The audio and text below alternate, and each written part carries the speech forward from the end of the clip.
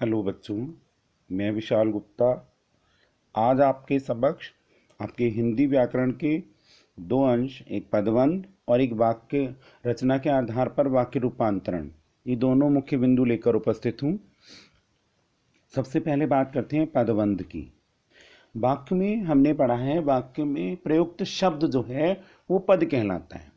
और शब्द किसे कहते हैं? दो या दो से अधिक वर्णों के सार्थक समूह को शब्द कहते हैं। लेकिन वही शब्द जो है, जब वाक्य में प्रयोग कर दिया जाता है और व्याकरणिक नियमों से बंध जाता है, तब वो पद कहलाता है। लेकिन पदबंध क्या होता है?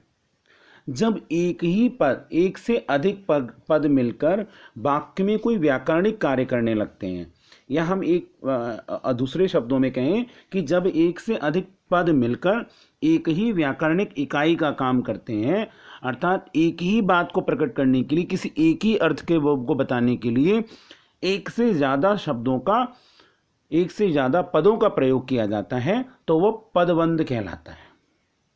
जैसे एग्जाम्पल दिया गया है कि अर्जुन तीर बरसाने लगा। अब इसमें अर्जुन करता है ना, तो अब ये संज्ञा है, लेकिन यहाँ पर अर्जुन को ही प्रयुक्त कर, अर्जुन को ही बारे में बताने के लिए कहा जाए श्री कृष्ण का परम भक्त अर्जुन तीर बरसाने लगा, तो अर्जुन को ही व्यक्त करने के लिए और चार शब्द जोड़ दिए गए और चार पद जोड़ दिए गए, श्री कृष्ण का परम भक्त अर्जुन। अब इन सारे शब्दों से, इन सारे पदों से किसके बारे में पता चल रहा है? पता तो अर्जुन के ही बारे में चल रहा है ना।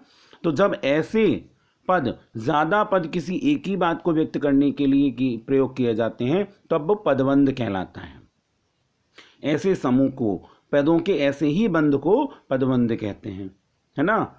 अब पदबंध के प्रकार, पदबंध कितने प्रकार के होते हैं? भेद कितने होते हैं? 5 होते हैं। एक संज्ञा पदबंध, सर्वनाम पदबंध, क्रिया पदबंध, विशेषण पदबंध और क्रिया विशेषण पदबंध। पहला है संज्ञा पदबंध। संज्ञा पदबंध वाक्य में एक से अधिक पदों का समूह जो संज्ञा का कार्य करता है, उसे संज्ञा पदबंध कहते हैं, है ना। संज्ञा पदबंध के शीर्ष में संज्ञा पद होता है और बाकी सारे पद जो हैं उस पर आश्रित होते हैं। जैसे लकड़ी से बनी ये अलमारी बहुत भारी है, तो लकड़ी से बनी ये अलमारी, अब कहा प्रस्तुत किसको कर रहे हैं? अलमारी को ही कह रहे हैं, है ना। गुलाबी सूट वाली लड़की शीलू है, तो लड़की की बात हो रही है, लेकिन उसके लिए पद कितने प्रयोग किए जा रहे हैं? गुलाबी सूट वाली लड़की। ऐसे पदबंध जो हैं, इसमें कौन सा पदबंध है? अंडरलाइन करा हुआ है, जो रेखांकित वाक्य है, जो रेखांकित शब्द हैं, पद हैं, वो कौन से पद को प्रस्तुत कर रहे हैं? संज्ञा पदबंध को। संज्ञा पदबंध है इसमें। दूसरा है सर्वनाम पदबंध। किसी वाक्य में जब कोई पद समूह सर्वनाम का कार्य करता है, तो उसे सर्वनाम पदबंध कहते हैं। इसमें शीर्ष में सर्वनाम पद होता है, जैसे गुलाब की तरह मुस्कुराने वाली तुम। मुख्य पदबंध क्या है? मुख्य पद क्या है? तुम। लेकिन उसी तुम के लिए और प्रविशेषण से यूज करे गए हैं। वो क्या करे गए? गुलाब की तरह मुस्कुराने वाली, लेकिन मुख्य शब्द क्या है? तुम। तो ये जो है, इसमें कई पद मिलकर सर्वनाम इकाई के रूप में कार्य कर रहे हैं, तो ये कौन सा पदबंध हो गया? सर्वनाम पदबंध हो गया। उसके बाद क्रिया पदबंध। जब एक नहीं अपितु अनेक क्रियापद मिलकर वाक्य में क्रिया का काम करते हैं, वहां क्रिया पदबंध होता है। इस पदबंध में क्रिया ही शीर्ष में रहती है। जैसे नाव पानी में डूबती चली गई, मैं मंदिर से वापस आ रही थी, तो डूबना क्रिया है, डूबती चली गई, 3 पदों का प्रयोग हो गया। आना, आ रही थी, है ना। तो ऐसे पदबंध, इसमें कौन सा पदबंध है? क्रिया पदबंध है। नेक्स्ट में विशेषण पदबंध।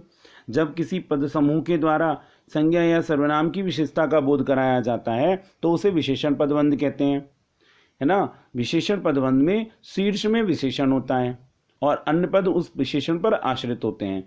इसमें मुख्यतया प्रविशेषण लगता है, मतलब विशेषता को, विशेषण की विशेषता बताने वाले शब्द को प्रविशेषण कहते हैं। जो विशेषण तो है ही है, जो संज्ञा या सर्वनाम शब्द की विशेषता बता रहा है वो विशेषण हो गया। अब जो उस विशेषण की और विशेषता बता रहा है वो प्रविशेषण हो गया। जैसे भजन गाती हुई औरतें मंदिर से बाहर निकली, तो औरतों की विशेषता क्या है? गाती हुई निकली। क्या गाती हुई निकली? भजन गाती हुई निकली। कश्मीर से कन्याकुमारी तक भारत है, भारत की विशेषता कहाँ से कहाँ तक है? कश्मीर से कन्याकुमारी तक। गुस्से में दहाड़ने वाला शेर अब शांत है। तो दहाड़ने वाला, कैसे दहाड़ने वाला? गुस्से में दहाड़ने वाला। तो ये कौन से पदबंध हो गए? विशेषण पदबंध हो गए। नेक्स्ट है क्रिया विशेषण पदबंध। कार बहुत धीमी गति से चल रही है, तो चलना क्रिया है। अब क्रिया की विशेषता क्या हो रही चलने की? कि धीमी गति से चल रही है, ये विशेषता हो गई। अब और ज़्यादा विशेषता, बहुत धीमी गति से चल रही है, तो ये बहुत धीमी गति से चलना, ये क्रिया विशेषण पदबंध हो गया। छोटा बच्चा दौड़ते दौड़ते थक गया, थकना क्रिया है। कैसे थक गया? दौड़ते दौड़ते। और उसकी विशेषता और क्या है? छोटा बच्चा है, तो छोटा बच्चा दौड़ते दौड़ते थक गया, क्रिया विशेषण पदबंध हो गया। ठीक है, दैट्स ऑल। अब इसके बाद दूसरा टॉपिक आता है आपका रचना के आधार पर वाक्य रूपांतरण। वाक्यों को रूपांतरण माने परिवर्तित करना। तो रचना के आधार पर 3 प्रकार के तो वाक्य होते हैं। पहला होता है सरल अथवा साधारण वाक्य, दूसरा होता है संयुक्त वाक्य अथवा भौतिक वाक्य, और नेक्स्ट होता है मिश्र वाक्य, जिसको आप सिंपल, कंपाउंड और कॉम्प्लेक्स भी कहते हैं अंग्रेजी में। सरल वाक्य क्या होते हैं? सरल वाक्य जिन वाक्यों में एक मुख्य क्रिया हो, एक कर्ता हो, वो सरल और साधारण वाक्य कहलाते हैं। इन वाक्यों में एक ही क्रिया अर्थात एक ही विधेय, कर्ता, उद्देश्य, एक और एक से ज़्यादा भी हो सकते हैं कभी कभी, लेकिन क्रिया एक ही होगी, है ना। यानी उद्देश्य, सब्जेक्ट और प्रेडिकेट जो आप अंग्रेजी में छांटते हैं, तो प्रेडिकेट एक होगा, सब्जेक्ट एक से ज़्यादा हो सकते हैं।